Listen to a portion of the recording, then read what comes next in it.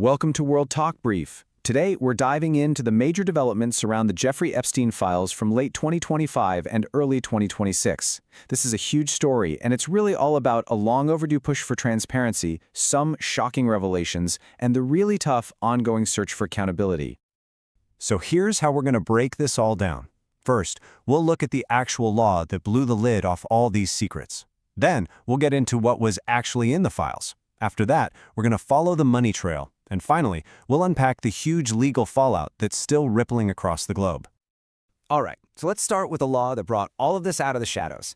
This was a pretty unprecedented political moment, a really powerful, bipartisan push to finally get these secrets unlocked. You know, what's really amazing is just how fast this all moved. After so much intense public pressure, Congress acted with lightning speed in November 2025. I mean, the House passes the bill, and then boom, the very next day, the Senate passes it, and the president signs it, just like that. And this put the Department of Justice on a really tight deadline, which is what led to that massive document dump at the end of January 2026. The real engine behind all this was the Epstein Files Transparency Act, and its mandate couldn't have been clearer or more direct. It forced the Department of Justice to release everything it had, every single unclassified document and all investigative materials on Epstein and his entire network. And if you want a sense of the political force behind this, just look at that vote. 427 to 1. Wow. This was not a partisan issue at all. It was a nearly unanimous demand for transparency, coming from every part of the political spectrum. The law was also incredibly specific. It demanded everything, from flight logs and travel records to internal DOJ memos about plea deals. But, and this is so important, it also built in some absolutely vital protections for victims, making it illegal to release their personal information or any graphic materials depicting abuse. So, with the law in place, the DOJ started the process of releasing the files. But as we're about to see, the way they released those 3.5 million pages became almost as controversial as the secrets they were supposed to reveal. And the sheer scale of this is just mind-boggling. 3.5 million pages. That's an immense amount of information, all gathered from multiple federal investigations that went on for years. It was a total data avalanche. So the Department of Justice puts out this official announcement, basically saying, okay, mission accomplished, we comply with the law. But for lawmakers, journalists, and especially for the victims, this statement didn't really answer questions, it just created a whole bunch of new ones. As people started digging through this mountain of documents, the files confirmed Epstein's role as this central connector, with documented ties to powerful figures in politics, tech, and royalty. Now, it is absolutely crucial to remember this note. An appearance in these files does not, by itself, imply guilt of any crime. This is where the whole thing gets really complicated. The release was just plagued with problems. Right away, people pointed out these heavy redactions, blacking out the names of influential people. Then they found thousands of pages of what was essentially filler, like blurry photos of clouds from an airplane. On top of that, some sensitive files just seemed to be missing. But the most damaging problem of all was a catastrophic failure to protect people's privacy.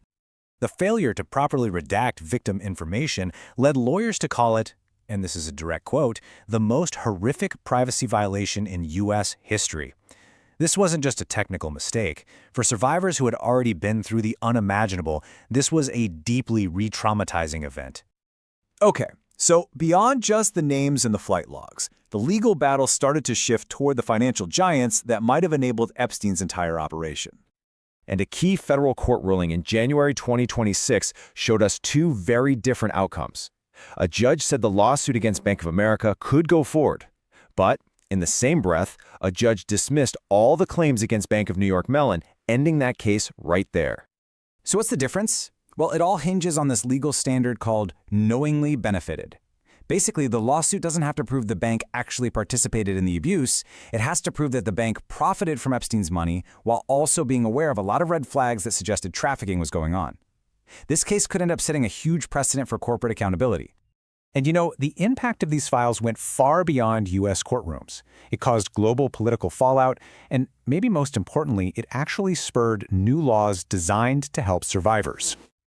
The revelations sent absolute shockwaves through the global elite.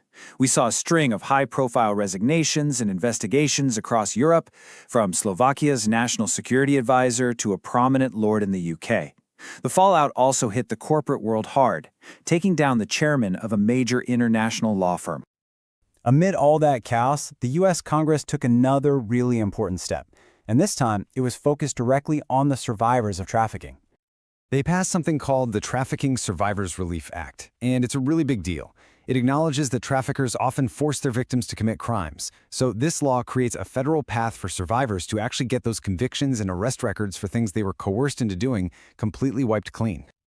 And that kind of leaves us where we are now. We've got redacted files, we have ongoing lawsuits, and a lot of powerful people are still shielded from any real scrutiny. The push for transparency, well, it definitely cracked the door open. But the fight for real justice is clearly a long, long way from over. And it leaves us with this one critical question. What is it really going to take to ensure true accountability? Subscribe to World Talk Brief for more clear, thoughtful explanations. World Talk Brief, news explained without the noise.